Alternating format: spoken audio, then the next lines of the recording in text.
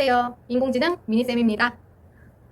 오늘은 제 처음이자 마지막 반려동물이었던 야옹이 얘기를 하려고 하는데요. 왜 처음이자 마지막인지는 영상 좀 뒤에 이야기를 드리도록 하겠습니다. 야옹이는 놀랍게도 이제 제가 붙여준 이름입니다.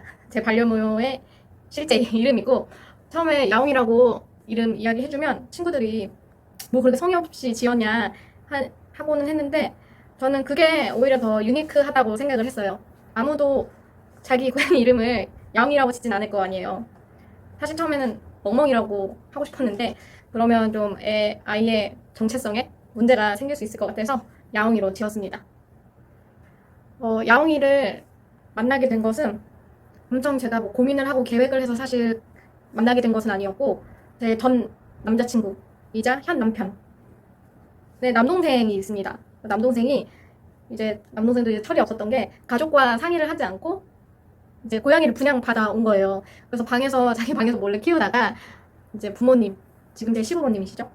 시부모님께서 알게 되셔서 반대를 하셨는데, 그때 마침 제가 인고생이었고, 그래서 4학년은 이제 학교에 수업이 별로 없잖아요. 그래서 집에서 공부하는 시간이 많으니까, 그럼 내가 데리고 와서 같이 키울까 해가지고 데려오게 됐어요. 지금 생각하면 굉장히 어떻게 보면 충동적이었던 면도 있고, 뭔가 반려동물을 키워야 할 때의 그런 애티튜드를 잘 모르고 만나게 된 것이었죠. 그래서 처음에 데려왔을 때 정말 작았어요. 제 주먹 조금 더 크게? 이 정도로 너무 작은 아이여가지고 귀엽잖아요. 애기니까. 그래서 막 학교 수업 끝나면 빨리 야옹이 보고 싶어서 뛰어가고, 하루 종일 그 애만 보고 있으면 행복하고 그랬었어요. 그런데 아무래도 제가 반려동물을 키우는 게 처음이다 보니까 반려동물을 키움으로 해서 제가 포기해야 되는 것들이 이제 생겨나잖아요. 그래서 참 저도 어렸던 게, 그런 거를 미리 생각하고 이제 닥친 상황이 아니다 보니까 불평이 막 생기더라고요. 불평, 불만이. 근데 이런 제 부족함을 완전히 한 번에 딱 바꿔버린 계기가 있었는데, 그때 제 대학교 베프가 있었어요. 근데 그 친구는 제가 베프기도 하지만 성격이나 인격적으로 굉장히 동경을 하는 친구였거든요. 저와 이렇게 다른 면이 많아서. 그래서 제가 이제 친구니까 좀 편하게 그 불평을 쏟아냈었어요. 야옹이 때문에 뭐 이것도 못하고, 이건 너무 힘들고, 이런 식으로 불평을 하니까 그 친구가 정색을 하고, 너 그렇게 할 거면 지금이라도 야옹이 더 잘 돌봐줄 수 있는 그런 사람 찾아서 보내주는 게 낫다고 이렇게 얘기를 하길래, 저 처음에는 벙쪄서 이렇게 뭐라고 했는데, 이제 나중에 알고 보니까 그 친구가 10년 넘게 키우던 강아지가 이제 그때쯤에 무지개 다리를 건넜던 거예요. 근데 저는 그것도 모르고 막 야옹이 키우면서 힘든 얘기를 하고 있었던 거죠.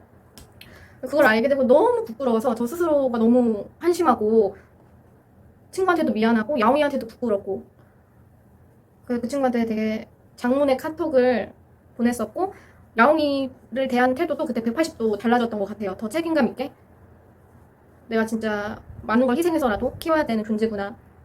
그때부터 이제 책임감을 갖고 키우게 되었습니다. 근데 이제 제가 대학생이잖아요. 그때 남자친구, 지금 남편도 대학생이었고, 얼마나 가난해요. 그래서 지금 생각하면 또 좀 이렇게 울컥하고 미안한데, 그때 막 야옹이한테 제일 저렴한 인터넷 최저가 막 찾으면서 대용량으로 파는 사료 주고, 맛있는 간식 많이 못 사주고, 비싸니까 그렇게 좀 키웠거든요. 근데 야옹이가 얼마나 똑똑했냐면, 굉장히 똑똑했는데 두 가지 정도 기억이 나요. 첫 번째는, 야옹이가 하루는 제가 이제 집에 왔는데 창문이 열려 있고 야옹이가 나간 거예요. 그래서 막 울면서 야옹이를 찾아다녔어요. 막 길거리에서 막 이름 부르면서. 근데 결국 못 찾았고, 인터넷에서 찾아보니까 발정기의 고양이들은 집을 나가기도 한다. 그래서 너무 속상해 하고 있었는데, 몇 시간 뒤에 야옹이가 야옹야옹 하면서 이제 집으로 돌아온 거예요. 혼자서 알아서. 그래서 10년 감수를 했는데, 그런 일이 몇 번 좀 반복이 됐었어요. 근데 그럴 때마다 다 돌아오고, 그래서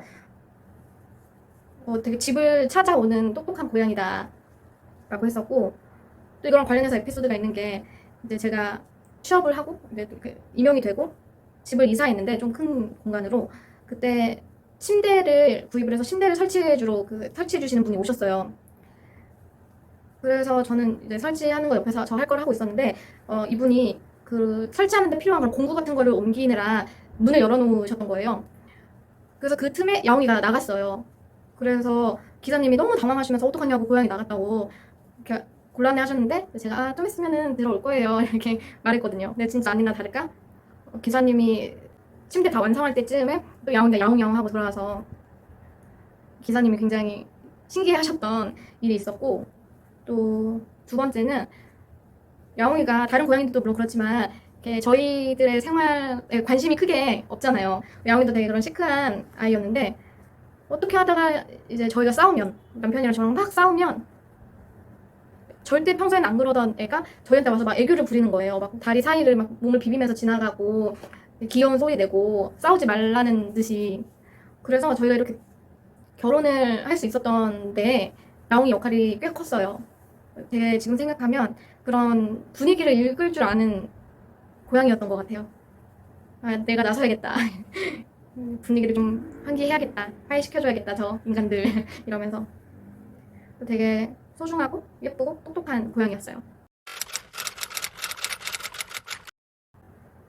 그러다가 이제 저도 일을 하게 되고 남편도 취업을 하면서 조금씩 야옹이한테 많은 걸 해줄 수 있더라고요.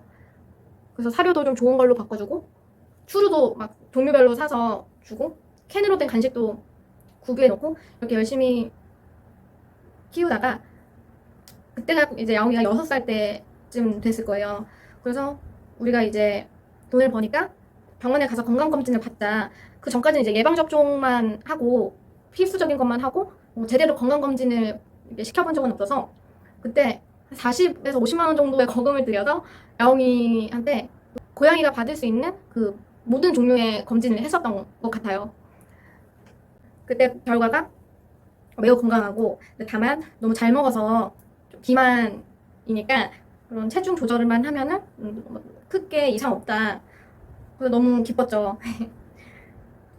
그래가지고 이제 그 이후로도 열심히 맛있는 거 먹고 행복하게 잘 지내고 있었는데 이제 저희가 저질렀던 큰 실수가 건강검진을 이제 한 해를 건너뛰게 됐어요. 좀 저희가 게을렀던 것도 있고 그 앞에 건강검진 결과가 워낙 좋다 보니까 1년 사이에 크게 뭐 뭔 일 있겠어? 하고 안일했던 것도 있어요. 그리고 야옹이가 크게 뭐 아프거나 이상한 뭐 증상이 있었던 것도 아니고 했어서 1년을 건너뛰고 그 다음 해에 이제 검진을 받으러 갔는데 이제 검진 결과가 안 좋게 나왔어요. 뭐가 안 좋았냐면 야옹이의 신장이 너무 많이 망가져서 제 기능을 다 하지 못하고 있었던 거예요.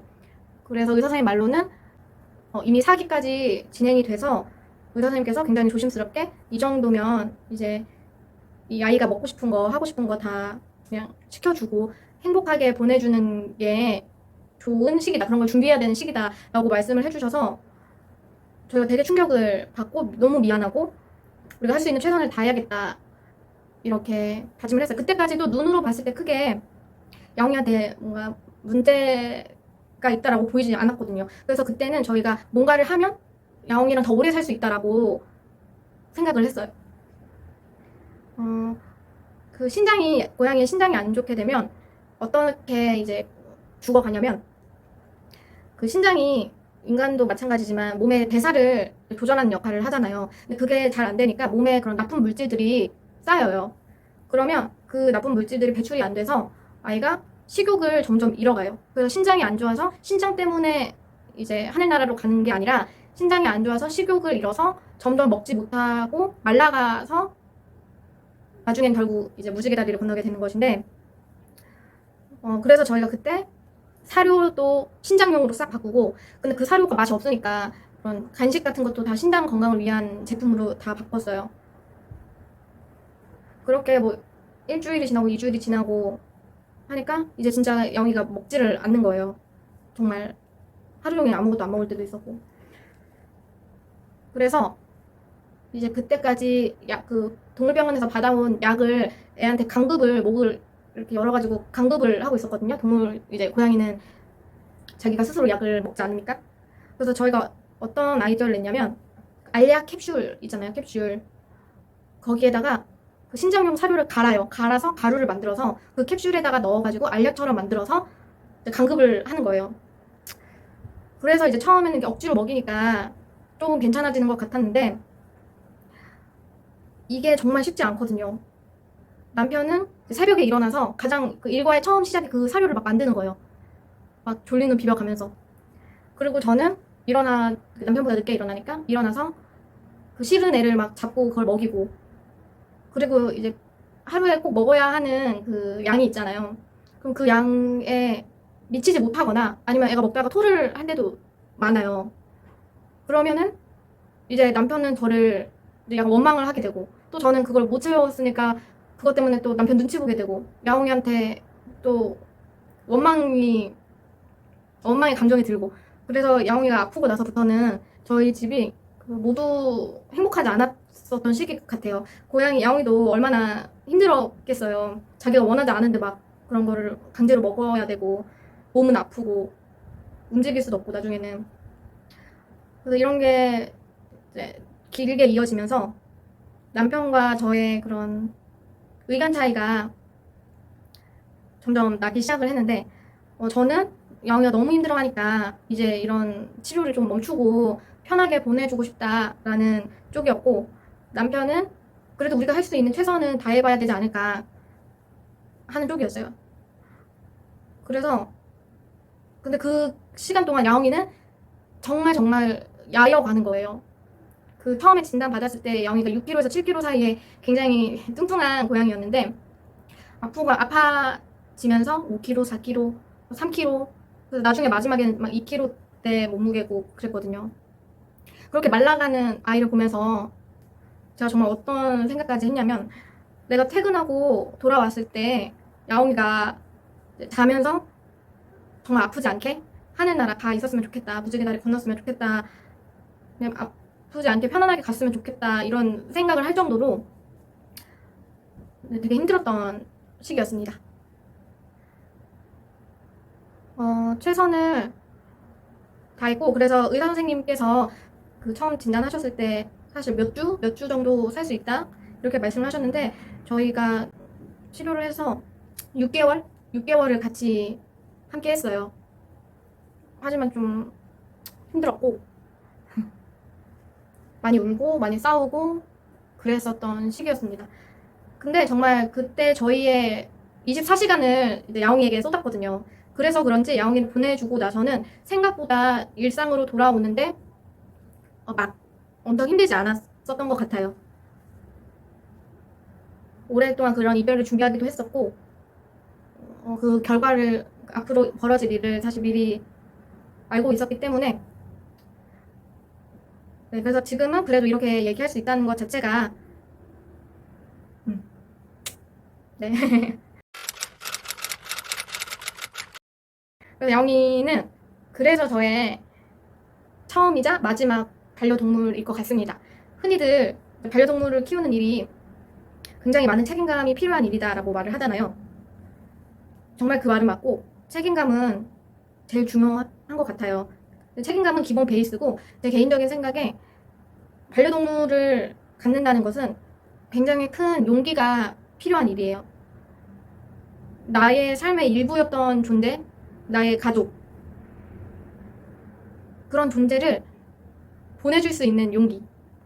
그렇게 보내주고 다시 일상으로 돌아와서 나의 삶을 그래도 힘내서 살아갈 용기인 것 같아요. 근데 저는 그런 용기가 없어졌어요. 네. 네, 야옹이가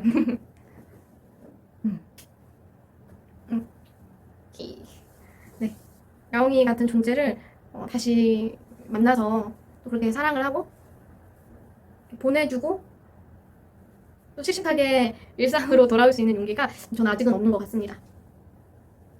그래서 제 이런 경험이 지금 현재 반려동물을 사랑하고 계시는 분이나 아니면 뭐 계획하고 계신 분들이나 혹은 저보다 이런 경험을 먼저 하시고 이제 씩씩하게 살아가고 계시는 분들이나 그런 관련이 있는 많은 분들께 울림을 주었으면 하는 바람입니다. 저는 야옹이가 너무 많이 보고 싶고, 그래서 이제 저희가 야옹이가 무지개 다리 건너고 이사를 또 한 번 했는데, 그때 이제 고양이들 털이 엄청 많이 빠지잖아요. 그래서 야옹이 털이 엄청 많이 묻어있는 옷들이 있어요. 그 전에 야옹이랑 같이 살았으니까. 그러면 이거를 이제 버리거나 아니면 이렇게 세탁을 해서 다시 입거나 해야 되는데, 그렇게 하면 정말 영영 이제 야옹이를 떠나보내는 것 같아서 그것도 용기가 안 나더라고요. 네. 네, 그래서 오늘은 저에게 굉장히 소중한, 저희에게 굉장히 행복을 주는 존재였던 야옹이의 이야기를 해보았는데, 저는 굉장히 많이 이겨냈다고 생각을 했는데, 그래도 막상 이렇게 얘기를 하니까, 사실 어디 가서 이런 야옹이 얘기를 길게 할 일이 많이 없었거든요. 거의 없었거든요. 네. 그래서 오늘은 야옹이를 위한 영상을 한번 찍어봤습니다. 네, 들어주셔서 감사합니다.